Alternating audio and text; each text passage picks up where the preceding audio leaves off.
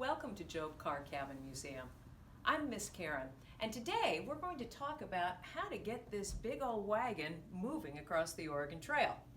Obviously, this is just a small model. If you are moving a real covered wagon, we're talking thousands of pounds. You don't want to be pushing that on your own. They didn't have tractors then, so you have to use animals. Yes, a horse might be a possibility, but you have to bring along extra food for a horse. They need grains, and you won't find them growing alongside of the trail. So you're probably going to bring along pairs of these guys. They look like cows, but back then they would have been highly trained, and once they were trained, they called them oxen. Now, you need to make sure their hooves are going to last through traveling 2,000 miles, so if you have a horse, you'll have shoes like this. They'll nail through the little holes onto the hoof. Don't worry, it doesn't hurt them any more than it would you cutting your toenails. Now, this works for a horse. They have one hoof on the bottom of each foot, but an oxen, their feet are split into two.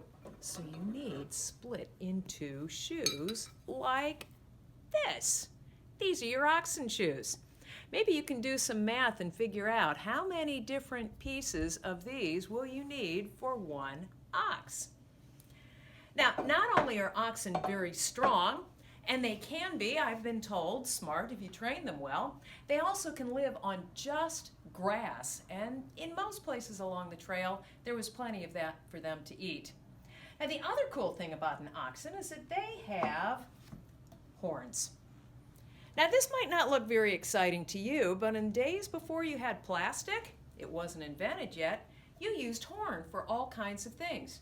If you listen here, it sounds almost like plastic. It's mostly hollow, solid down here, and you can carve it into all kinds of things. Now, if you clean out the inside, this is icky like this. Don't worry, I'd clean it, and even at the end, you could use it for drinking. But as soon as you put it down, it's going to splash all over the place. So remember I said it was solid here? If you cut it just right, you'll end up with a cup. Now, if you want to store things, then you're going to drill a hole in that skinny little end and put a stopper there and put a stopper at the end like this large one. It opens there and you can put things in. Here's a big horn. Here's a middle-sized horn. And this looks almost like they cut part of a horn off, and here's the other half of it. How about that? Now think of all the things you might put in here. Things to eat, things to drink. You could put water in it, call it a canteen. If you have cows that are giving milk, yes, you could put milk in there. Maybe flour, small seeds. All kinds of dried stuff goes in there, and I have two that are set up here. Now look carefully.